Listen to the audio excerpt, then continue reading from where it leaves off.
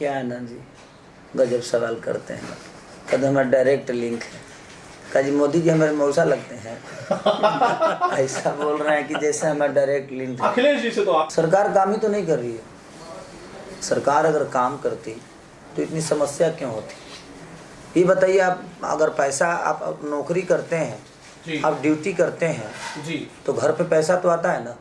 बिल्कुल आप जब बिल्कुल। काम करते हैं तो पैसा तो घर पे आता है ना। जी तो सरकार काम ही तो नहीं कर रही है। सरकार काम करती तो रोड पे क्यों लोग होते, रोड पे नहीं होते। आज दुनिया बोल रही है कि महंगाई है। मुझे नहीं लगता महंगाई है। महंगाई इसलिए है क्योंकि हमारे पास पैसे नहीं है, हमारे पास रोजगार नहीं है। खेसारी लाल यादव के लिए अगर ये बताइए 500 रुपये लीटर तेल हो जाए तो क्या फ़र्क पड़ता है, नहीं फ़र्क पड़ता। इसलिए कि खेसारी के पास पैसे हैं जी जे वो 500 रुपये भी लीटर तेल खरीद के अपने जीवन को चला सकते हैं। तो महंगाई इसलिए ज़्यादा लगती है क्योंकि हमारे पास रोज़गार नहीं है, हम बेकार हैं, हमारे पास पैसे नहीं है, हमारे पास वो व्यवस्था नहीं है। अगर हमारे पास भी रोज़गार होता, व्यवस्था होती, पैसे होते तो आप 500 रुपया का 1000 रुपये लीटर तेल कर दो, क्या फ़र्क पड़ता है भाई। तो इसलिए सबसे पहले कि हम रोज़गार के लिए अगर लड़े तो शायद हमारे लिए बेहतर होगा और वही हमारी जीवन चला सकता है और बच्चों का भविष्य हमारा रोज़गार ही तय कर सकता है।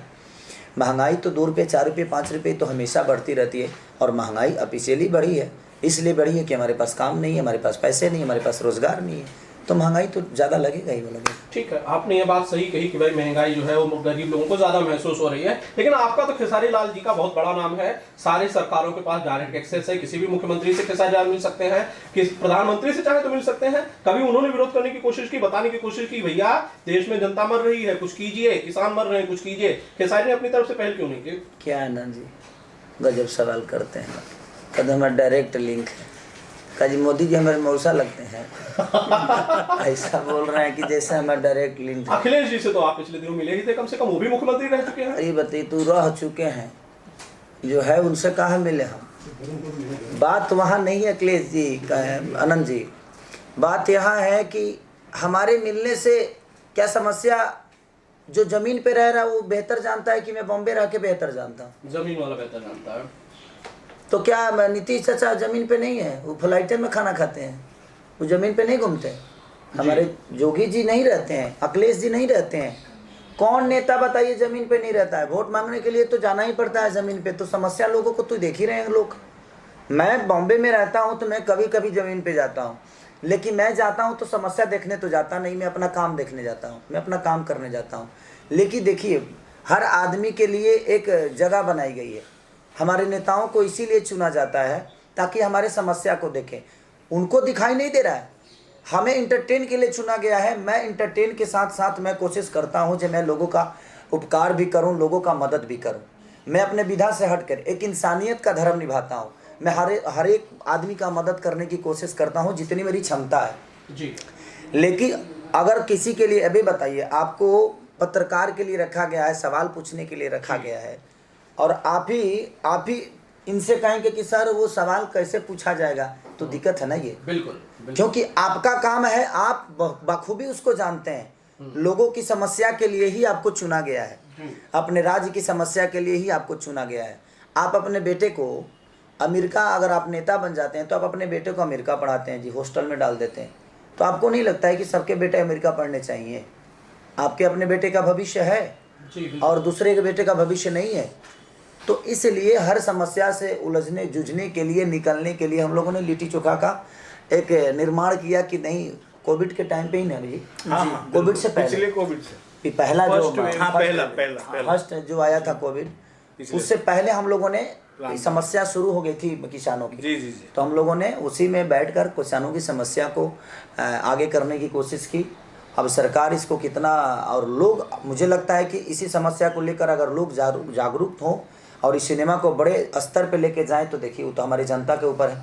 हमने तो वर्क किया है किसानों की समस्या को लेके, अब देखिए हमारी जनता हमें कितना प्यार देती है। लेकिन मेरी आशा नहीं, ये विश्वास है कि जनता हमेशा अपने बेटा को अपने गोद में खिलाई है और हमारी और पराग पाटिल जी की जोड़ी जब भी आई है कुछ अद्भुत करके गई है। जैसे कि संघर्ष आप लोगों ने देखा ही होगा, उसके बाद लिट्टी चोखा, आशिकी, इसके बाद भी जब इनके पास वक्त होगा तो मेरे को लेकर डायरेक्ट करेंगे।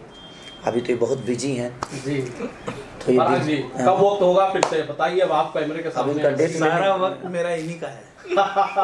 अब इनके पास जब सारा वक्त, सारा जो भी है, सारा टाइम, देखिए मैं केसारी जी से जुड़ने से पहले, संघर्ष से पहले, सचमुच मेरा जीवन संघर्षमय रहा है।